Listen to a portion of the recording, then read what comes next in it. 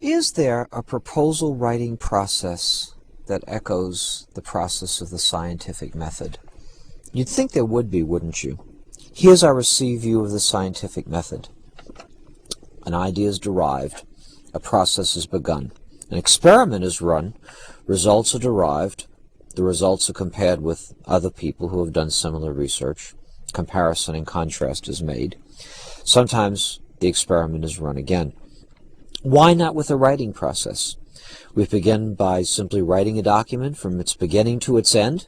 We might then take it and give it to someone else, get back some comments, and then submit it. The only problem is that's not how it works. Research and the teaching of writing have taught us that the linear process is incorrect, but let's be candid. The linear process is incorrect in the scientific method as well. It doesn't work according to that straightforward step-by-step process. Instead, it proceeds by fits, by starts, by jumps. It certainly is methodical, it's certainly rigorous. It's just not linear. So let's talk a little bit about the idea not of steps, but of phases, an important distinction. Empirical research and how literacy evolves and is created has told us a number of important things. Preparation is a very important part of it. In our case, the proposal writing process will be structured in a certain way. Time will be structured in a certain way, depending on how much we know about the agency, its objectives, its own mission.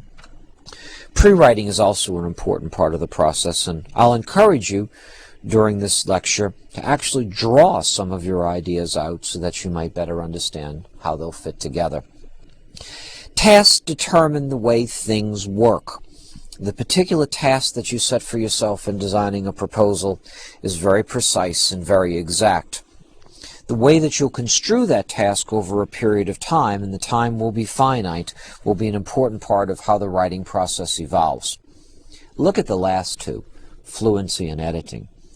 Think back to your grammar school experiences. Remember the red pen? Remember the degree to which every spelling, comma, grammatical mistake was painfully called to your attention, and remember after a while you felt you didn't want to write at all. Certainly the idea of fluency and editing are important. Research has told us that we must have one principle. Fluency must come first. It's important that you get your ideas down, because your ideas can then be read by others. I'm not saying that you don't want to edit carefully, and you don't want to have a meticulous document by the time the document goes out the door. It's just that if you don't get something down in the first place, there's nothing to send out. In another lecture, we'll cover the different parts of the proposal, but I want to outline them here, all the way from the cover letter to the plan of work, all the way from the assessment of a project to its supporting materials, so that you can understand the ways that the parts of the proposal can be addressed in the phase process I'm advocating here. Again, to keep in mind before we begin, it is a campaign. It's a complex piece of work that you're going to do that will involve collaboratively other people, and that you don't have all the time in the world to do this. So the phase approach we're advocating has to be broken down and understood in a precise, constrained time situation. The approach I'm advocating is inspired in some ways by classical rhetoric, by the idea of invention and arrangement and style. Let's begin at the very beginning with the idea of invention and working up the proposal while concurrently identifying the funding source. That is, I think it's naive to come up with an idea and then hunt around for a funding source. I think what you should do is discuss your topic with people who are experienced proposal writers and people who have also had experience with funding organizations. In this way, you'll be able to tailor and refine your idea to the particular mission, needs, objectives of certain organizations. I think you need to anticipate obstacles. This can be any way from the way that people function to the way that holidays seem to break into our most intense work. Also in this invention stage, you want to sketch your ideas, and I've used the word draw very deliberately, the proposal. In my own work, I cannot write anything extensively unless I first draw it. So the freedom that comes with drawing something out, sort of in a cognitive complexity map, is important. As well, You want to identify in this early stage the most experienced readers, identify who's going to work on the project, and prepare a draft budget. Supporting materials become important. Many grants I've done, I have to have letters of support from certain organizations, and sometimes from my own university, I have to have an established match. People don't like it when you ask them for things last minute. So early in the invention, the planning part of the proposal process, start gathering up the supporting material as well as planning the draft budget. Develop a timeline, not for the completion of the proposal if you get it, but a timeline for the proposal itself so it can be submitted due to the deadline. And then assign tasks. Again, it's a collaborative project, different people working on different parts of the proposal. The second phase is arrangement. Look at it carefully. Think back to the anatomy. Now, you don't begin the cover letter. You don't begin with the executive summary. You begin with the objectives, and as we'll talk about later in our anatomy of the proposal, these are described in behavioral terms. Then you write the plan, how it's going to be accomplished, and then you write, which is increasingly over the last 10 years, I think, an important section, the assessment, how it is empirically that you'll find out if your proposal has been a success. Then look carefully at the budget as it emerges, and then go back again and look at the objectives, look at the plan in terms of the budget, in terms of what you can realistically accomplish for the money you're asking for.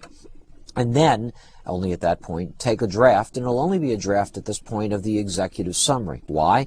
The executive summary implies that you know all the major parts of this piece of this document as it's emerging, and you can't really know that till you actually get something down through the objectives, plan, assessment, and budget.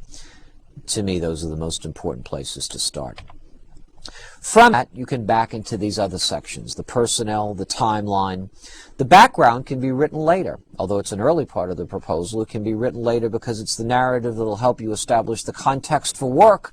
You really can't understand the context for work unless you understand your part in it, and that has to be done from previous work on objectives. The conclusion, the title, the executive summary, again drafted out after you've gotten these other parts done. The table of contents will, as we'll talk about in another lecture, provide cohesion. And then the cover letter. The supporting materials, of course, are not begun at this point. You started those during the invention stage, and here you just gather them up. Pause for a minute on this. It's important to get readers, but it's very bad to just give someone a document and say, what do you think? It's more important to provide a section-by-section commentary sheet so a reader can respond very exactly, very precisely to the ideas. For example, if you want a budget analyst to look at the budget, you've got to call into question those things that you're unsure of, or those things that you think you're sure of, or they're coming clear to the reader. So don't just hand the document to someone. Hand the document to someone or to multiple readers with precisely arranged commentary sheets so they know what it is you want them to look at. Finally, the idea of style. Submit the draft to the readers and revise with their recommendations in mind, and resubmit it to readers for another go if you have the time. You revise for content and style, you print it, and then you proofread it for errors. I can't say enough about this stage. If you begin it too early, you inhibit your fluency. If you begin it too late, you send a document out that's full of errors. Both issues are problematic. What to do? I would suggest very often, it's an extensive proposal, you identify a proofreader, someone who's very good at this, or you simply take the money to hire a professional proofreader. It's well worth the money. The final proofreading, the final print, and again, the submission. If you follow this process, I assure you that you'll be able to send out a most effective, most polished, and most compelling proposal.